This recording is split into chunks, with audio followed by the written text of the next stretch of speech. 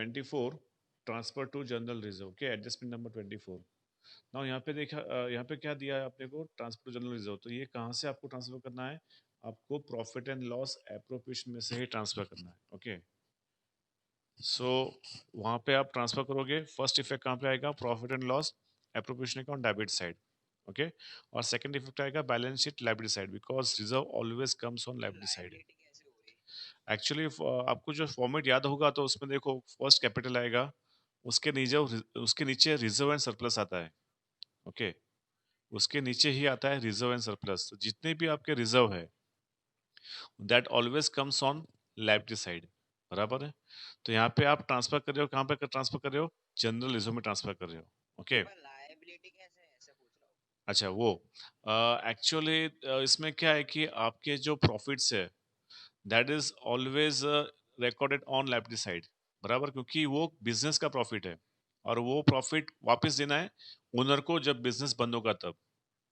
समझ में आ रहा है आपको, जब बिजनेस बंद, हाँ, जो प्रॉफिट है वो फर्म का प्रॉफिट है, उसमें ओनर और firm both are different thing. जब बिजनेस बंद होगा तो वही प्रॉफिट जो है वो मालिक को वापस मिलेगा जब कंपनी बंद होगी तब, okay.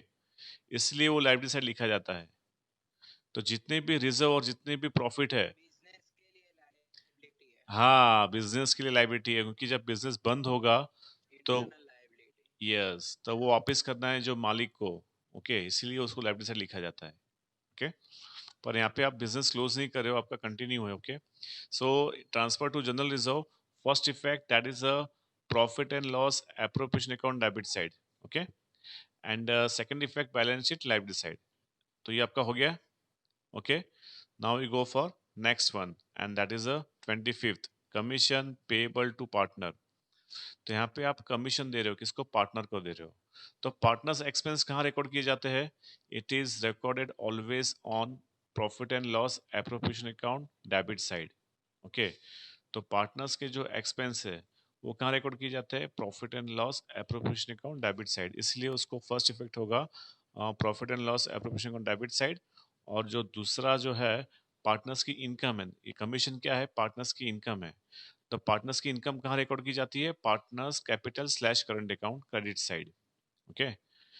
Partners income is recorded on credit side of partners capital slash current account, इसलिए उसको क्रेडिट साइड रिकॉर्ड करेंगे, okay. So first effect PL F debit side and second effect partners current slash current account credit side, बराबर। तो ये हुआ आपका question number जिसमें number 25। Next one is that is interest on advance loan. तो ये जो पार्टनर ने दिया है, कोई भी सपोज इंटरेस्ट दिया, sorry, interest on advance loan, यानी पार्टनर ने कोई एडवांस दिया है, पार्टनर ने कुछ भी सपोज लोन दिया है फर्म को, ओके। तो ये रिकॉर्ड होगा profit and loss account debit side, okay. Interest on advance loan, तो यहाँ पे जो, सॉरी सॉरी, ये अलग है, हाँ, ये अलग अलग है, सॉरी सॉरी। इसमें इंटरेस्ट ऑन एडवांस लोन का मतलब है कि आपने लोन दिया है, आपने किसी को लोन दिया है, चाहे वो कंपनी हो सकती है और चाहे एम्प्लॉय हो सकते हैं, चाहे दूसरे आपके रिलेटिव्स भी हो सकते हैं। तो आपने किसी को लोन दिया है, उस पे आपको इंटरेस्ट मिल रहा है, interest on advance loan. Advance loan का मतलब क्या है कि आपने दिया है, लिया नहीं है, okay. Interest on advance loan का मतलब क्या है कि आपने लोन दिया है, अभी आपको उसका इंटरेस्ट मिल रहा है।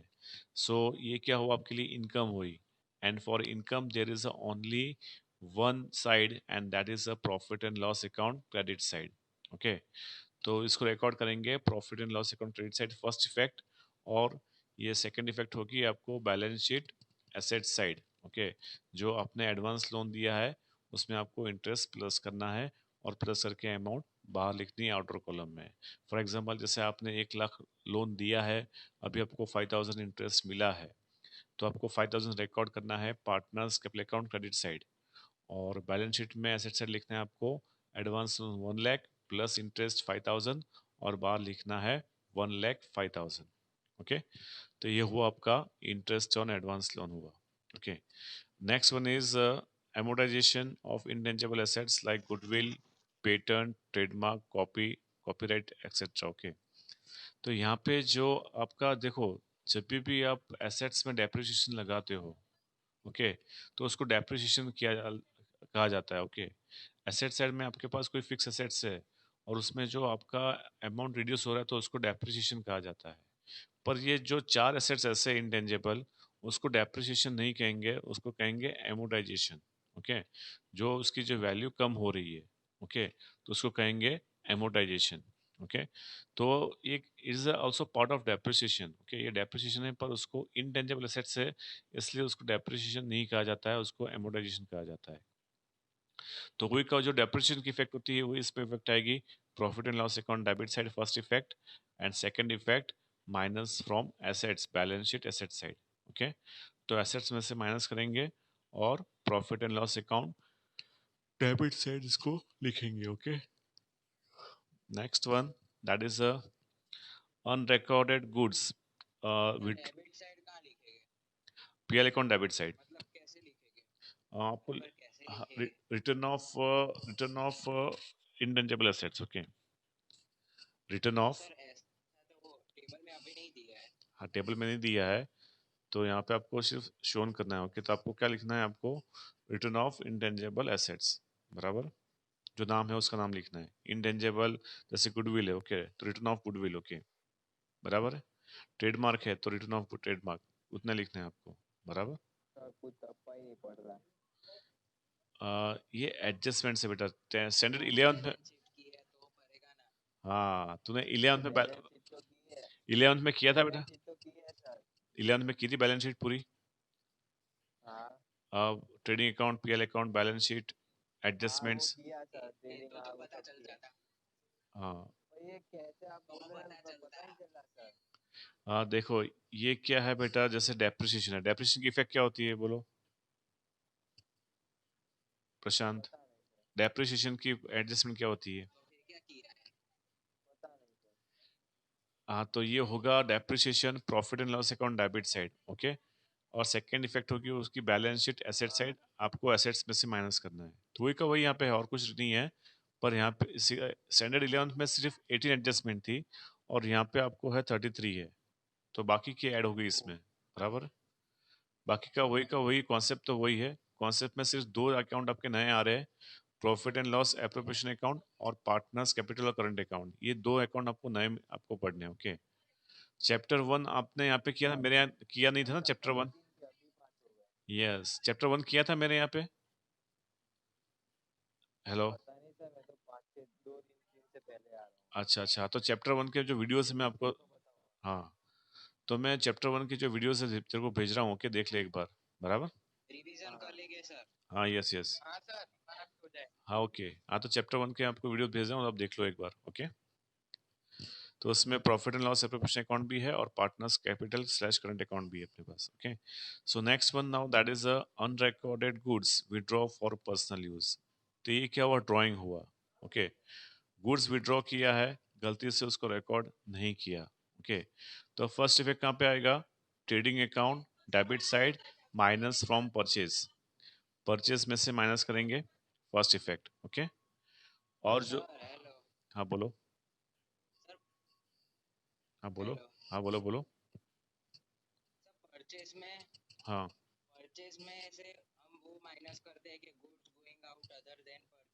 हाँ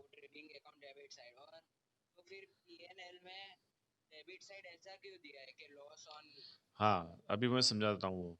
फॉर एग्जाम्पल कि आपके पास जो गुड्स है वो 1 लाख का है। ओके, हाँ हाँ हाँ हाँ, वो समझा रहा हूँ मैं अभी। जैसे फॉर एग्जाम्पल कि आपके पास 1 लाख का गुड्स है, ओके, और आपने उसका इंश्योरेंस लिया हुआ है, बराबर। तो 1 लाख में से अभी देखो, इंश्योरेंस आपको पूरा पूरा कभी मिलता नहीं है, वो 90% 95% नहीं मिलता है। ओके, इंश्योरेंस वाले कभी 100% इंश्योरेंस देते नहीं है। ओके, बराबर। तो 1 लाख का जो आपने इंश्योरेंस लिया है, उसका सपोज इंश्योरेंस पास हो गया 90,000, आपका वो पूरा पूरा गुड्स जल गया 1 लाख का। ओके, तो 1 लाख कहाँ लिखेंगे आप, trading account debit side minus from purchase. Okay, first effect. अभी 1 लाख में से आपको कितना पैसा मिला है, 90,000, तो 90,000 कहाँ लिखना है आपको, बैलेंस शीट एसेट साइड लिखना है 90,000। और लॉस कितना हुआ अपने को, 1 लाख माइनस 90,000, कितना लॉस हुआ, 10,000 का। तो 10,000 कहाँ पे लिखना है आपको? Profit and loss account debit side लिखना है। ओके हाँ बोलो। ट्रेडिंग में आएगा ना, 1 लाख रुपीज आएगा ट्रेडिंग में। हाँ हाँ, परचेस में से माइनस करना है, वही तो मैंने पहले सबसे पहले बोला। फर्स्ट इफेक्ट, तीन इफेक्ट आएगी, तीन इफेक्ट आएगी। बराबर। Okay okay. सो ये था अपना goods, unrecorded goods withdraw for personal use. Personal use के लिए जो गुड्स विड्रॉ किया गया है, ओके। तो फर्स्ट इफेक्ट कहाँ पे आएगी? Trading account debit side minus from purchase. Okay. Second effect कहाँ पे आएगी? Partners capital account debit side. Okay, partners capital account debit side. बराबर। तो आपको उसमें जो ड्राइंग है, पार्टनर्स का जो ड्राइंग है उसमें आपको ऐड करना है। ओके, वहाँ पे आपको लिखना है जहाँ लिखते हो आप drawing. Okay, partners capital account और स्लैश करंट अकाउंट। तो आप डेबिट साइड लिखते हो तो उसमें आपको रिकॉर्ड करना है। Okay, goods withdraw for personal use. बराबर। तो ये हुआ आपका 28। ओके, उसके बाद 29, goods issued for free sample.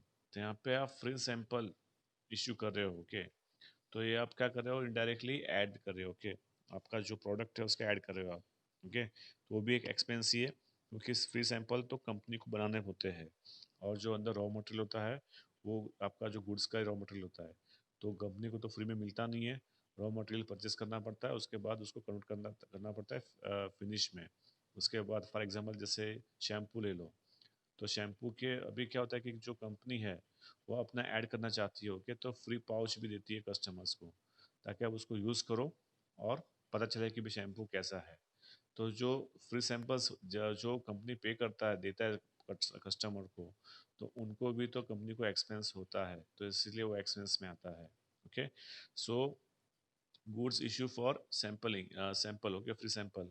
तो फर्स्ट इफेक्ट आएगा trading account debit side minus from purchase, that is your first effect. Second effect, PL account debit side आपको ऐड करना है, एडवर्टाइजमेंट एक्सपेंस में इसको ऐड करना है, और ऐड करके आउटर कॉलम में आपको बाहर लिखना है। तो ये क्या हुआ आपका? Goods issued for free sample. क्या हुआ? Goods issue for free sample. Clear all of you? समझ में आ गया आपको? Okay, next one. ओके, अभी प्रकाश ऐसा करना है ना, घर पे तू इसके जो फॉर्मेट्स है और एडजस्टमेंट है, ओके, एक बार लर्न कर लेना, और जो नहीं आता है तो वापस मेरे को कल पूछना। Okay okay. Now stationery stock. तो स्टेशनरी स्टॉक है। ओके, तो यहाँ पे फर्स्ट इफेक्ट होगी आपको profit and loss account debit side, क्योंकि ये एक्सपेंस कौन सा है? आपका एडमिनिस्ट्रेशन एक्सपेंस है, और एडमिनिस्ट्रेशन एक्सपेंस कहाँ रिकॉर्ड करते हैं? Profit and loss account debit side record करते हैं। ओके, तो आपको फर्स्ट इफेक्ट कहाँ लिखनी है? Profit and loss account debit side minus from stationery. Okay, तो आपको स्टेशनरी स्टॉक आपको स्टेशनरी में से माइनस करना है। तो फर्स्ट इफेक्ट होगी आपकी profit and loss account debit side, आपको लिखना है स्टेशनरी माइनस स्टेशनरी स्टॉक, और माइनस करके आपको अमाउंट बाहर लिखना है। और दूसरा आपका स्टॉक है। ओके, तो स्टॉक कहाँ पे आता है? Balance sheet asset side. चाहे कोई भी स्टॉक हो आपके पास, एंड ऑफ द ईयर में जो भी स्टॉक पड़ा है वो आपकी प्रॉपर्टी, आपका एसेट्स। ओके, इसलिए जो भी स्टॉक हो, चाहे वो स्टेशनरी हो, चाहे वो गुड्स मटेरियल का हो, तो जो भी स्टॉक हो वो आपको लिखना है बैलेंस शीट एसेट साइड। इसलिए स्टेशनरी स्टॉक भी लिखा जाता है balance sheet asset side. Okay, उसके बाद ये है that is a writing written of sorry return of lease hold property. अभी ये क्या है?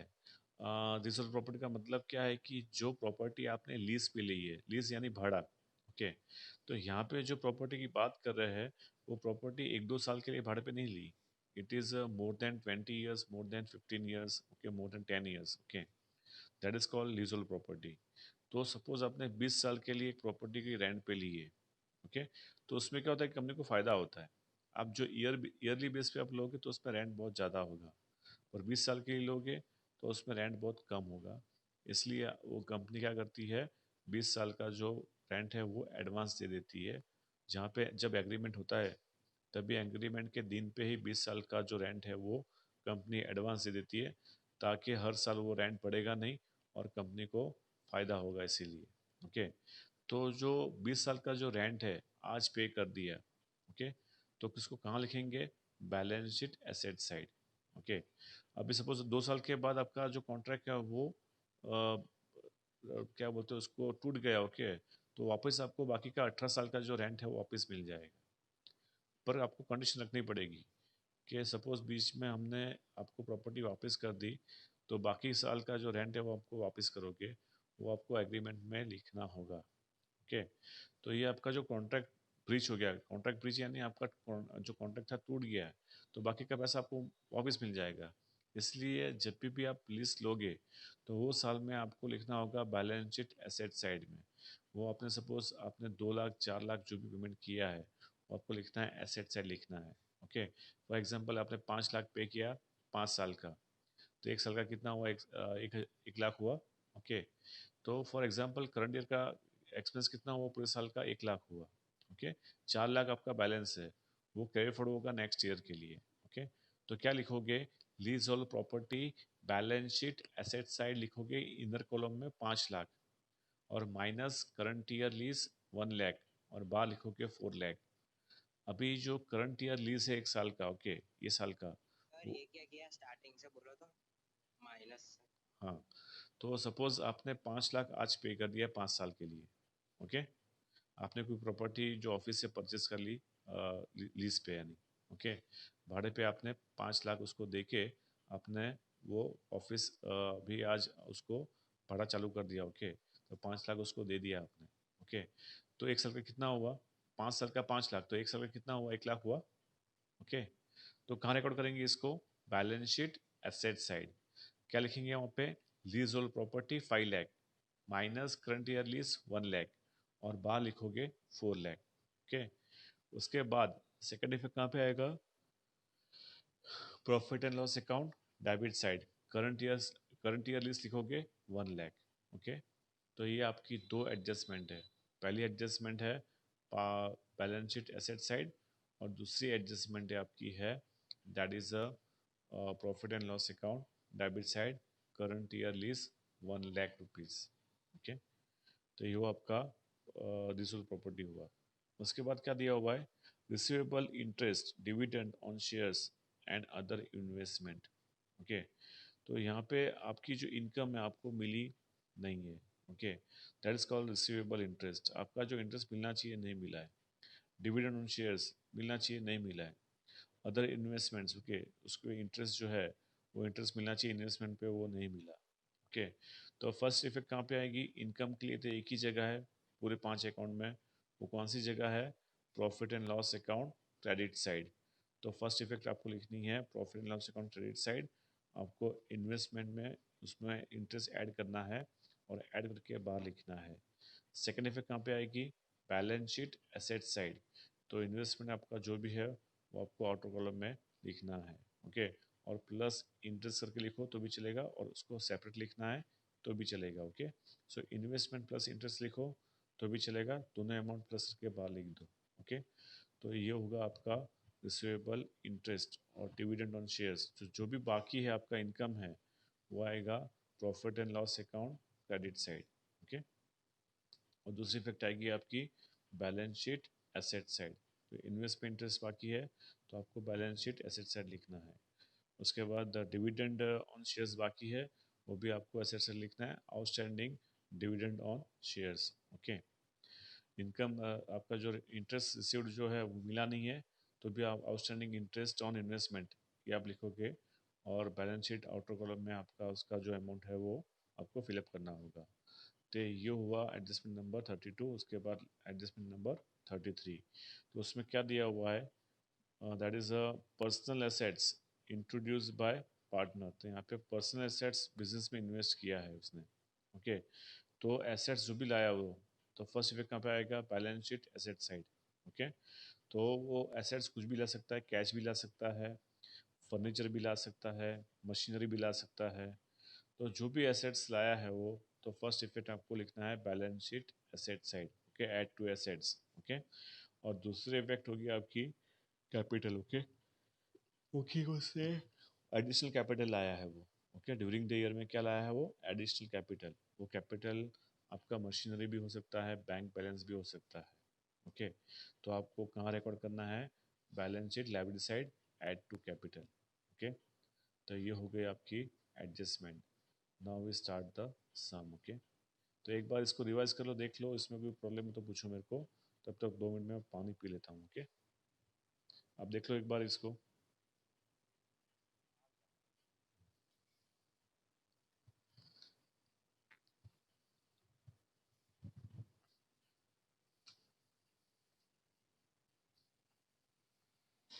तो उसके बाद आपको, इसके बाद आपको अभी इसमें आपको जो अकाउंट है वो ड्रॉ करने हैं, वो होंगे 5 अकाउंट होंगे। और जिस क्वेश्चन में आपको करंट अकाउंट का बैलेंस चाहिए उसमें आपको 6 अकाउंट ड्रॉ करना है। ओके,